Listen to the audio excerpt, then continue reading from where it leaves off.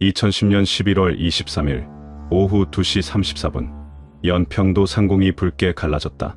첫 번째 포탄이 떨어진 순간 섬은 이미 전쟁이 됐다. 그리고 단 하나 남은 감시 레이더가 흔들리며 꺼져가던 그때 3명의 병사가 도망치지 않고 정반대로 뛰어들었다. 전원 대피하라! 레이더실은 위험지역이다! 지휘관의 목소리가 무전을 찢었다. 하지만 레이더실 안에서는 다른 외침이 터졌다. 아닙니다. 이거 꺼지면 포대가 눈 감습니다. 3분만 버티면 다시 켜집니다. 바로 그 순간 두 번째 포탄이 지붕을 흔들었다. 그냥 나갑시다! 이러다 진짜 죽어요! 죽어도 이건 살린다! 우리가 이거 지켜야 섬이 산다고! 포탄이 쏟아지는 지옥 속에서 그들이 선택한 건 생존이 아니라 책임이었다. 그리고 그 결정이 연평도의 운명을 완전히 바꿔놓는데, 영상 시청 전 구독과 좋아요 눌러주세요. 영상을 제작하는데 큰 힘이 됩니다. 2010년 11월 23일 오후 2시 34분 연평도 상공에 갑자기 떠오른 붉은 섬광, 그리고 울려 퍼진 절규, 적, 포탄 낙하, 전원 엄폐. 지휘 통제실 안 일병 김현수는 순간 귀가 찢어질 듯한 굉음과 함께 바닥으로 내동댕이 쳐졌다. 창문이 산산이 부서지고 천장은 먼지와 쇳가루로 뒤덮였다. 코끝에 화약 냄새가 진동했고 입 안엔 쓴맛이 돌았다. 뜨거운 바람이 얼굴을 때렸다. 순간적으로 모든 병사들의 머릿속에 스친 것은 하나였다. 이 레이더가 꺼지면 우리 섬이, 우리 전우가 눈을 잃는다는 것. 그 단 하나 남은 해안 감시 레이더. 이미 인근 포대 하나가 직격탄을 맞아 검은 연기를 뿜어내며 작동을 멈췄고 남은 장비는 이한기뿐이었다. 김현수는 벌떡 일어나 먼지를 털어내며 레이더 화면을 확인했다. 다행히 아직 살아있었다. 녹색 점들이 깜빡이며 적의 움직임을 보여주고 있었다. 하지만 언제까지 버틸지 알 수 없었다. 건물 곳곳에서 금이 가는 소리가 들렸다. 적의 두 번째 포탄이 떨어지기 전 누군가 절규했다. 레이더만큼은 살린다. 죽어도 살린다. 그 순간 레이더실로 뛰어드는 3명의 병사들이 있었다. 하사 이태훈, 상병 윤기석, 그리고 갓 입대한 일병 김현수. 그들의 얼굴엔 공포보다 각오가 서려 있었다. 이태훈의 눈빛은 확고했다. 민호는 주먹을 꽉 쥐었다. 동욱은 입술을 깨물고 있었다. 그들이 감당해야 했던 것은 폭발과 화염, 파편, 두려움이 아니었다. 나라의 눈을 지켜야 한다는 무게였다. 레이더실 문을 열고 들어간 순간 세 번째 포탄이 바로 옆 건물을 강타했다. 땅이 울리고 벽이 무너져 내렸다. 붉은 벽돌 조각들이 비처럼 쏟아졌다. 전선이 끊어지며 파란 불꽃이 튀었다. 타는 냄새가 진동했다. 정전. 암흑이 덮쳤다. 이태훈이 손전등을 켜며 외쳤다. 비상전원 가동. 동우가 냉각수 확인해. 니노는 통신 복구. 손가락 끝이 떨리고 있었다. 심장이 터질 듯 뛰었다. 목구멍이 타들어갔다. 하지만 멈출 수 없었다. 동욱은 냉각수 탱크로 달려갔다. 뜨거운 증기가 새어나오고 있었다. 파편에 구멍이 뚫린 것 같았다. 화상을 입을 각오로 그는 재빨리 비상냉각수를 연결했다. 뜨거운 증기에 손이 되었지만 참았다. 레이더 화면이 다시 켜지는 순간 네 번째 포탄이 날아왔다. 이번엔 더 가까웠다. 건물 전체가 흔들렸고 레이더 안테나가 기울어졌다. 먼지가 폭포처럼 쏟아져 내렸다. 숨을 쉬기 어려웠다. 그래도 화면은 살아있었다. 적, 함정들의 움직임이 선명하게 보였다. 이태훈이 떨리는 손으로 무전기를 잡았다. 포병 관제소, 여기 연평해안 레이더. 적 함정 방위 207도, 거리 12,000m. 포격, 지시 가능. 무전기 너머로 포병들의 안도 섞인 대답이 들렸다. 수신 완료. 사격 준비 중. 그 순간 다섯 번째 포탄이 레이더실 지붕을 스쳤다. 천장에서 콘크리트 덩어리가 떨어져 내렸다. 윤기석의 어깨를 강타했다. 뼈가 부러지는 소리가 났다. 피가 흘러내렸지만 그는 손을 놓지 않았다. 통신은 살아있다. 레이더도 작동한다. 김현수가 응급처치를 위해 달려왔다. 하지만 민호는 고개를 저었다. 먼저 레이더를 지켜 피 묻은 손으로 계속 통신 장비를 만지작거렸다. 그 순간 6번째 포탄이 날아왔다. 이번엔 레이더실 바로 앞이었다. 폭풍이 몰아쳤다. 그들이 남긴 결정은 10년이 지난 오늘까지도 국방부 기록에 이례적인 행동으로 남아있다. 연평도는 서해 북방한계선 바로 아래, 북한 해안과 직선거리로 12km밖에 떨어져 있지 않은 작은 섬이다. 그곳은 늘 북측 해안포의 조준선 안에 놓인, 한마디로 숨기만 해도 지옥인 최전방이었다. 섬 전체 면적이 겨우 7.7제곱킬로미터, 남북으로 3km, 동서로 2km에 불과한 이 작은 땅덩어리에는 민간인 1천여 명과 해병대 부대가 함께 살고 있었다. 2010년 당시 섬에는 해병대 포병 부대와 해안 감시 레이더가 배치되어 있었다. 이 레이더는 적 포문 개방 순간을 포착해 포대에 정보를 주는 선제 방어의 눈이나 다름없었다. 레이더실은 섬 중앙 높은 곳에 자리 잡고 있었다. 북쪽 바다를 한눈에 내려다볼 수 있는 전망 좋은 자리였지만 그만큼 적에게도 잘 보이는 위험한 곳이기도 했다. 문제는 장비 노후였다. 1990년대에 설치된 레이더는 이미 20년을 넘겼다. 정비는 오래 미뤄졌고 예비 부품은 부족했다. 상황시에는 습기 냄새가 진동했고 부팅만 해도 7분이 걸리는 구형 컴퓨터들이 줄지어 서 있었다. 겨울철이면 난방비를 아끼려고 두꺼운 외투를 입고 근무해야 했다. 병사들은 늘 농담처럼 말했다. 이거 꺼지면 우린 촛불 켜고 근무해야 합니다. 레이더 안테나는 바닷바람에 녹슬어가고 있었다. 케이블 연결 부위에서는 종종 접촉 불량이 생겼다. 그럴 때마다 병사들이 올라가서 직접 두드리며 고쳐야 했다. 높이 20m 안테나 꼭대기에서 바라본 서해는 아름다웠지만 동시에 언제 적이 나타날지 모르는 공포의 바다이기도 했다. 그날 아침 6시, 김연수 일병은 야간 근무를 마치고 교대 준비를 하고 있었다. 윤기석 상병이 뜨거운 커피를 들고 들어왔다. 밤새 수고했어. 별일 없었지? 김연수는 고개를 저었다. 조용했습니다. 너무 조용해서 오히려 이상할 정도로. 하지만 그날은 농담이 아니었다. 오전 11시경부터 북측 해안포 갱도에 이상한 움직임이 포착되기 시작했다. 평소보다 자주 갱문이 열리고 닫혔다. 레이더 화면에 작은 점들이 나타났다가 사라지기를 반복했다. 이태훈 하사가 쌍안경을 들고 확인했다. 뭔가 준비하는 것 같은데.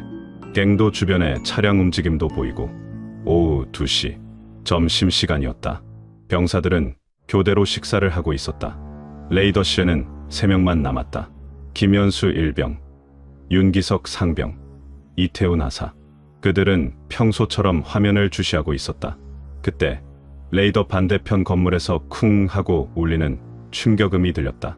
처음엔 공사 소음인 줄 알았다. 하지만 곧 해안 전방 감시병이 긴장된 목소리로 보고했다. 적갱문 개방 다수, 포신 상승 중. 이태훈 하사가 벌떡 일어났다.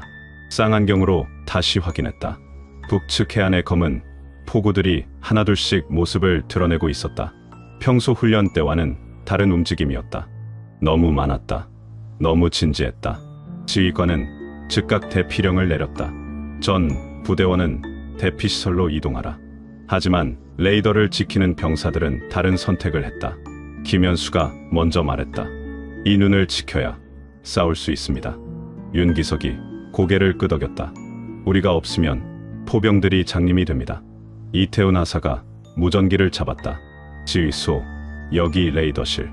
우리는 남겠습니다. 3명의 병사는 곧 찾아올 지옥을 알고도 그곳에 남았다.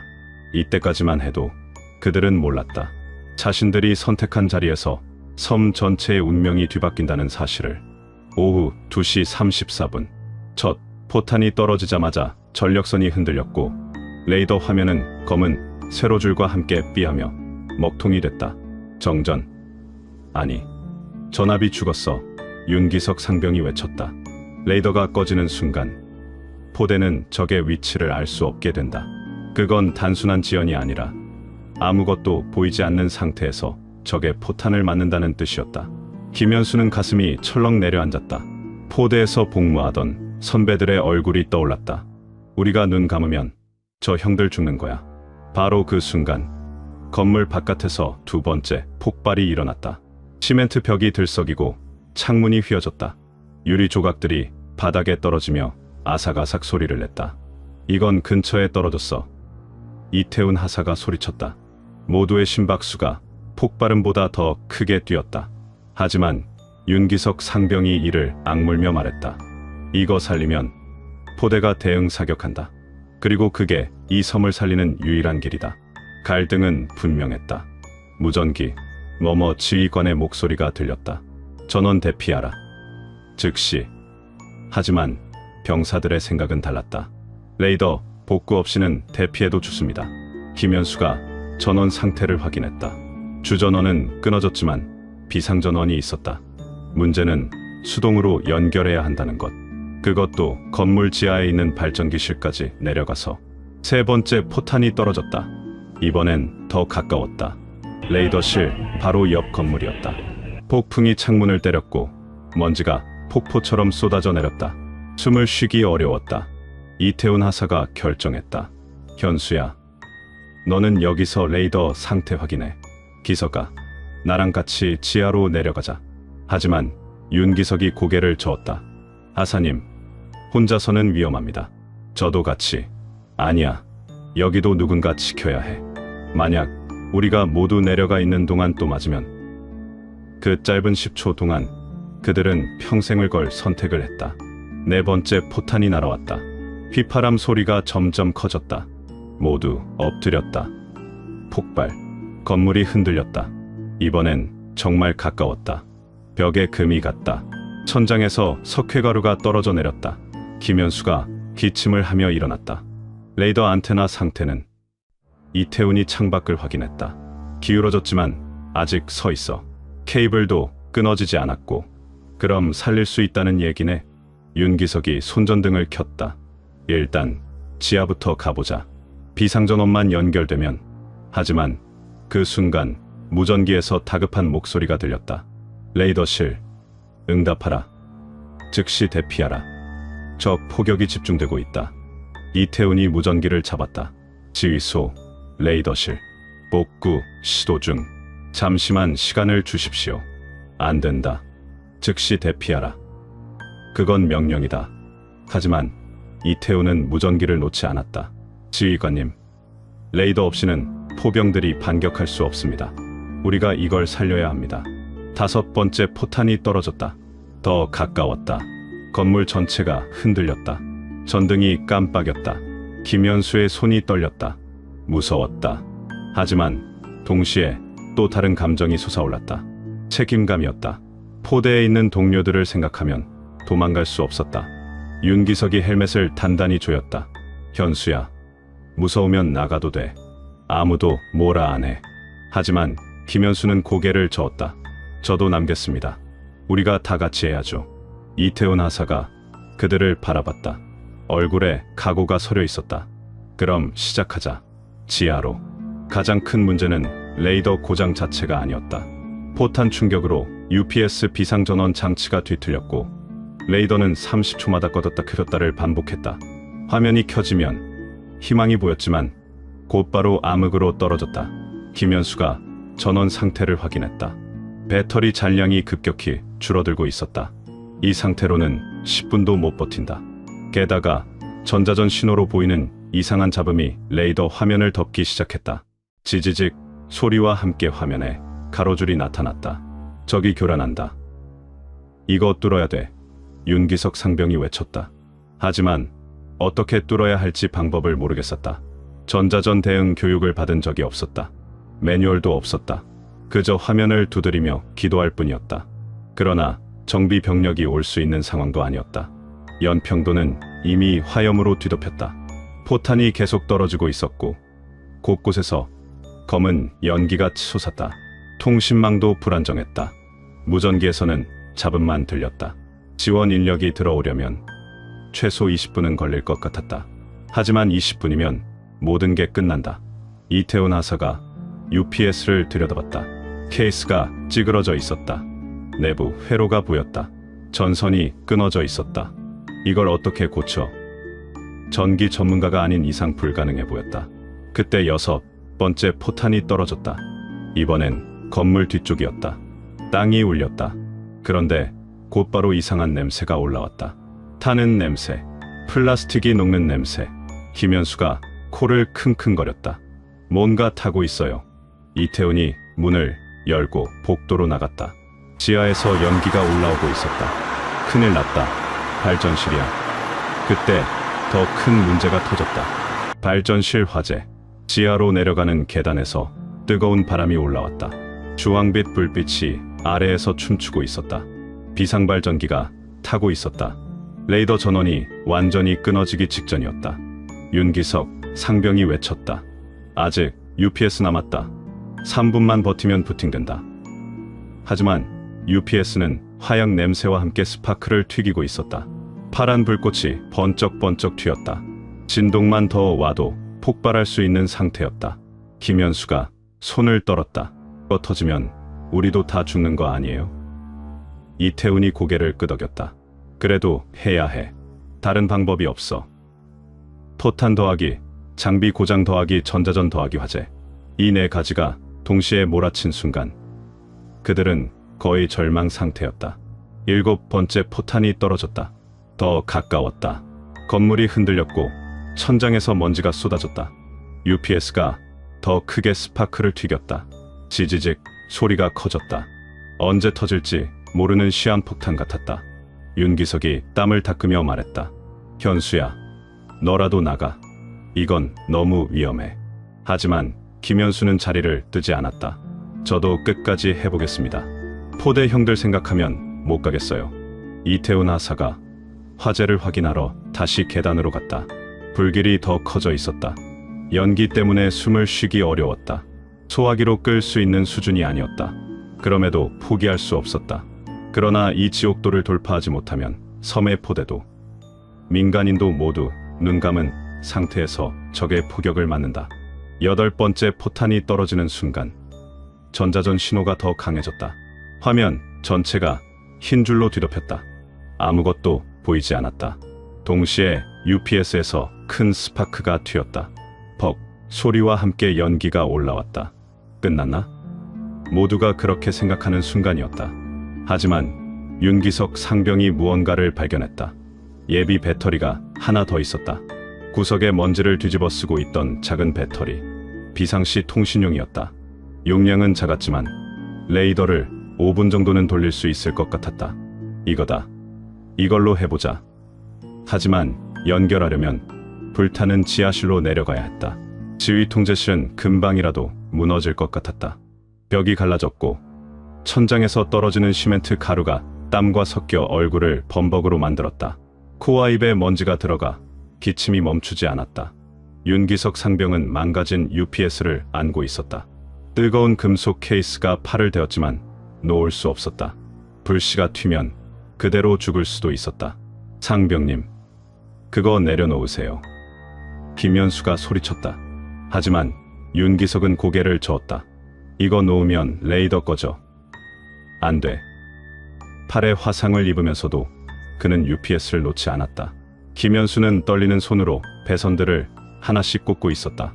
손끝이 떨려서 제대로 연결이 되지 않았다. 땀이 눈에 들어가 따가웠다. 이태훈 하사는 레이더 본체가 넘어지지 않도록 몸으로 기기를 지탱하고 있었다. 무거운 장비 때문에 어깨가 으스러질 것 같았다. 그래도 버텼다. 그 순간 또 한 번의 직격탄이 떨어졌다. 쾅! 건물 전체가 지진처럼 흔들렸다. 천장이 흔들리며 전등이 떨어졌다. 유리가 바닥에서 파르르 떨렸다. 순간적인 섬광이 눈을 찔렀고 귀를 찢는 듯한 압력이 고막을 때렸다. 모두가 바닥에 처박혔다. 귀에서 삐 소리가 들렸다. 일시적으로 청력을 잃었다. 김현수는 바닥에 쓰러진 채 울음 섞인 목소리로 중얼거렸다. 엄마, 나 아직 못 돌아가. 고향 부모님 얼굴이 떠올랐다. 군대 가기 전 마지막으로 함께 먹었던 저녁밥이 생각났다. 어머니가 좋아하는 반찬만 골라 차려주셨던 그 밥상. 다시는 못 보는 건 아닐까. 그때 이태훈 하사가 이를 악물며 말했다. 지금 울면 우리 형들 죽는다. 살고 싶으면 손 움직여. 그 말은 욕처럼 들렸지만 동시에 살아남기 위해 필요한 말이었다. 김현수는 눈물을 닦고 다시 배선을 잡았다. 10번째 포탄이 떨어졌다. 이번엔 바로 옆이었다. 창문이 모두 깨졌다. 유리 파편이 비처럼 쏟아졌다. 윤기석의 팔에 파편이 박혔다. 피가 흘러내렸다. 하지만 그는 여전히 UPS를 놓지 않았다. 이태훈이 자신의 셔츠를 찢어 윤기석의 상처를 감쌌다. 버텨, 조금만 더. 레이더 화면이 깜빡이기 시작했다. 전자전 신호 때문인지 가로줄이 나타났다가 사라지기를 반복했다. 하지만 완전히 꺼지지는 않았다. 아직 희망이 있었다. 김현수가 마지막 배선을 연결하려는 순간 11번째 포탄이 떨어졌다. 가장 가까웠다. 폭풍이 창문을 통해 들어왔다. 먼지와 연기, 화약 냄새가 폐를 찔렀다. 숨을 쉴 수 없었다. 기침이 멈추지 않았다. 이태훈 하사가 몸을 던져 레이더를 보호했다. 무거운 파편 하나가 그의 등을 강타했다. 하지만 레이더는 무사했다. 그 순간 윤기석이 소리쳤다. 됐어. 전원 연결됐어. 화면이 다시 선명해졌다. 적 함정들의 위치가 보였다. 하지만 기쁨도 잠시. UPS에서 더 큰 스파크가 튀었다.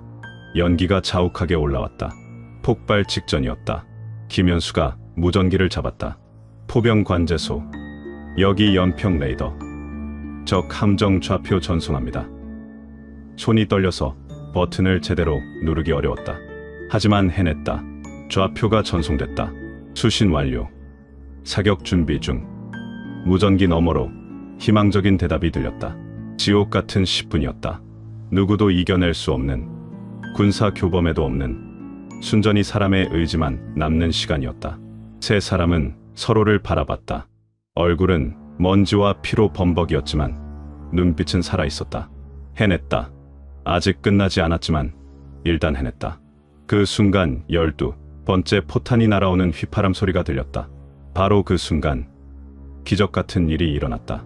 윤기석 상병이 붙잡고 있던 UPS가 딸깍하는 소리와 함께 안정화되더니 레이더 본체가 깜빡이며 부팅을 시작했다. 살았다. 올라온다. 김현수가 외쳤다. 화면이 천천히 밝아졌다. 처음엔 검은 화면이었다가 조금씩 녹색 점들이 나타나기 시작했다. 잡음 사이로 적 갱문 좌표가 정확하게 나타났다. 북쪽 해안에 배치된 포대들의 위치가 선명하게 보였다. 좌표 획득. 포대 쏠 수 있습니다. 이태훈 하사가 소리쳤다. 바로 그때 끊겼던 통신이 다시 살아났다. 무전기에서 또렷한 목소리가 들렸다. 레이더실, 교전 중인 포대다. 좌표 있나? 있습니다. 송신합니다. 김현수가 재빨리 좌표를 입력했다. 방위 207도, 거리 12,000m, 적, 갱문 다수 확인, 수신 완료, 사격 준비 중. 포병 관제소의 대답이 들렸다. 긴장된 목소리였지만 희망이 섞여 있었다. 좌표 송신 5초 후 섬 뒤편에서 K9 자주포의 포성이 울렸다. 쾅! 땅을 울리는 우리 편의 반격이었다. 세 사람은 동시에 고개를 돌렸다. 창밖으로 포구에서 뿜어나오는 화염이 보였다. 우리가 쏘는 거다. 윤기석이 눈물을 닦으며 말했다. 드디어 우리가 반격한다. 레이더 화면을 주시했다. 우리 포탄이 북쪽으로 날아가는 궤적이 보였다. 20초 후 적 진지에 명중했다. 폭발 섬광이 화면에 나타났다. 그리고 레이더 화면에는 적 포문 하나가 파괴되는 장면이 포착됐다. 신호가 사라졌다. 명중. 김현수가 주먹을 쥐었다. 해냈다. 정말 해냈다. 두 번째 포탄이 날아갔다. 또 명중. 세 번째도 명중. 적의 포격이 줄어들기 시작했다. 그 순간 모든 병사들의 눈가가 붉어졌다. 지옥을 버티고 얻어낸 단 한 번의 반격. 그 반격이 섬을 살렸다. 이태훈 하사가 무전기를 잡았다. 지휘소, 여기 레이더실. 적포대 다수 무력화 확인 반격 성공적. 잘했다. 정말 잘했어. 지휘관의 목소리에 안도감이 묻어 있었다. 부상자는 없나? 경상 몇 명 있지만 모두 무사합니다. 레이더도 정상 작동 중. 김현수는 주저앉았다. 다리에 힘이 빠졌다. 긴장이 풀리니 온몸이 떨렸다. 윤기석이 그의 어깨를 두드렸다. 수고했어. 정말 대단했어. 이태훈 하사도 앉았다. 등에 입은 상처가 아팠지만 견딜만했다. 우리가 해냈구나. 세 사람은 서로를 바라봤다. 얼굴은 먼지와 피로 범벅이었지만 미소를 지었다. 살아있었다. 그리고 임무를 완수했다. 창밖으로 또 다른 K9 자주포의 포성이 들렸다. 적의 포격은 거의 멈춘 상태였다. 반격이 효과를 보고 있었다. 무전기에서 다른 부대의 목소리들이 들렸다. 적 포격 중단 확인. 민간인 대피 완료. 부상자 후송 준비 중. 모든 것이 정상으로 돌아가고 있었다. 레이더 덕분이었다.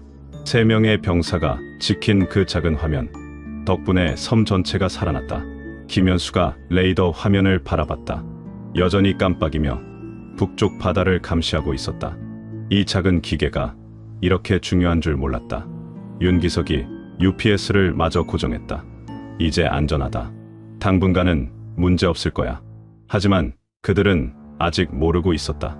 이 승리가 또 다른 시련의 시작이라는 것을. 포격전은 약 1시간 만에 종료됐다. 적의 마지막 포탄이 떨어진 후 섬에는 이상한 고요함이 찾아왔다. 귀에서 들리던 삐 소리만 남았다. 불이 꺼지고 섬의 정막이 찾아올 즈음 전우들이 레이더실 문을 열고 뛰어왔다. 야, 너네 살아있었냐? 미친놈들아. 정찬호 상병이 먼저 들어왔다. 뒤따라 다른 병사들이 우르르 몰려들었다. 레이더실은 먼지와 파편으로 엉망이었다. 창문은 모두 깨져 있었고 천장에는 구멍이 뚫려 있었다. 바닥은 유리 조각과 콘크리트 가루로 뒤덮였다. 세 병사는 지친 얼굴로 바닥에 주저앉아 있었다. 김현수는 어깨에 기대어 있었고 윤기석은 팔에 붕대를 감고 있었다. 이태훈은 등을 구부정하게 굽힌 채 앉아 있었다. 모두 상처투성이었지만 살아있었다. 정말 살아있구나. 정찬호가 김현수의 어깨를 두드렸다. 걱정했어. 진짜로. 무전도 안 되고 연기만 올라와서. 하지만 그들이 지켜낸 레이더 덕분에 포대는 정확한 대응 사격을 할 수 있었다. 총 23발의 포탄이 적 진지를 강타했다. 적 갱문 4개가 파괴되었고 나머지는 침묵했다. 민간인 대피도 훨씬 빨라졌다. 레이더가 적의 움직임을 실시간으로 알려줬기 때문이다. 1천여 명의 섬 주민들이 모두 안전하게 대피할 수 있었다. 부대장이 레이더실로 올라왔다. 황정민 소령이었다. 그의 얼굴에는 안도와 감격이 동시에 서려 있었다. 너희가 섬을 살렸다.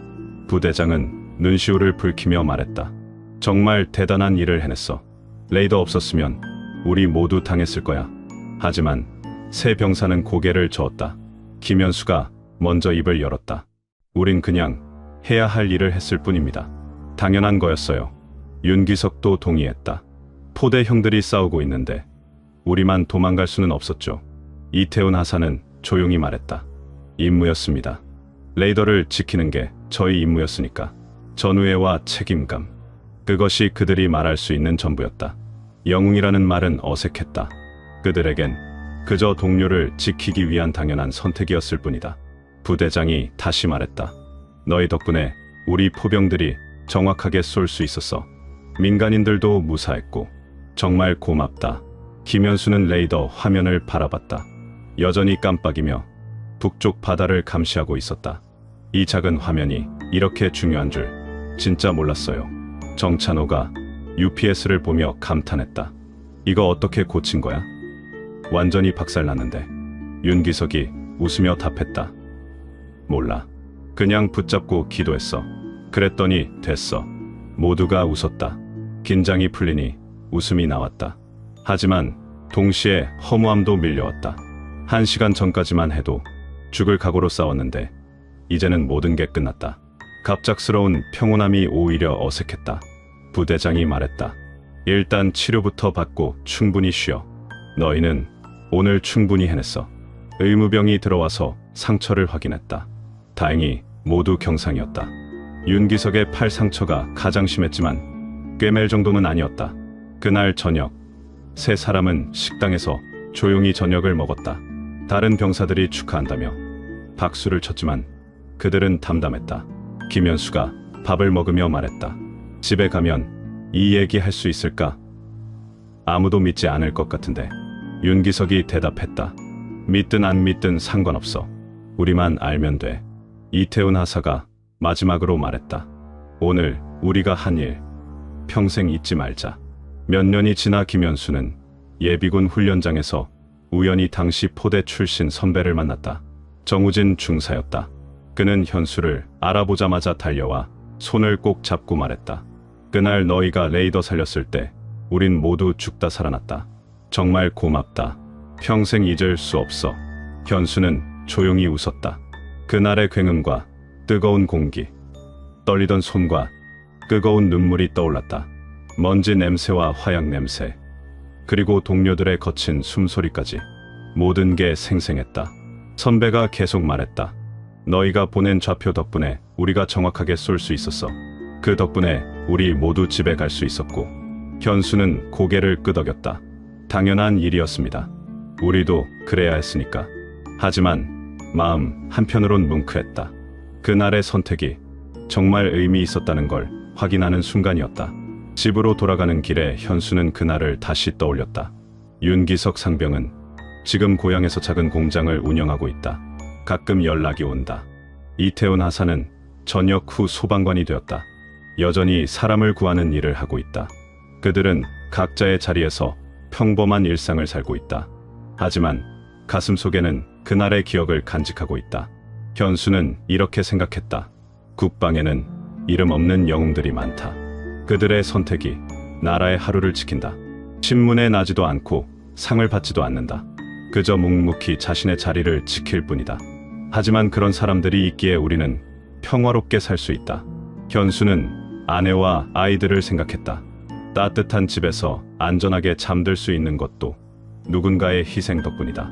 그날 레이더실에서 내린 선택은 단순히 임무 수행이 아니었다. 사랑하는 사람들을 지키기 위한 선택이었다. 고향에 있는 부모님, 언젠가 만날 가족, 그리고 함께 싸우는 전우들. 연평도의 바다는 여전히 잔잔했다. 관광객들이 와서 사진을 찍고 해산물을 먹으며 즐거워한다. 평화로운 일상이다. 하지만 그 바다 아래에서는 그날의 청춘 3명이 남긴 선택이 계속해서 파도처럼 이어지고 있었다. 현수는 아들에게 그 이야기를 들려주고 싶었다.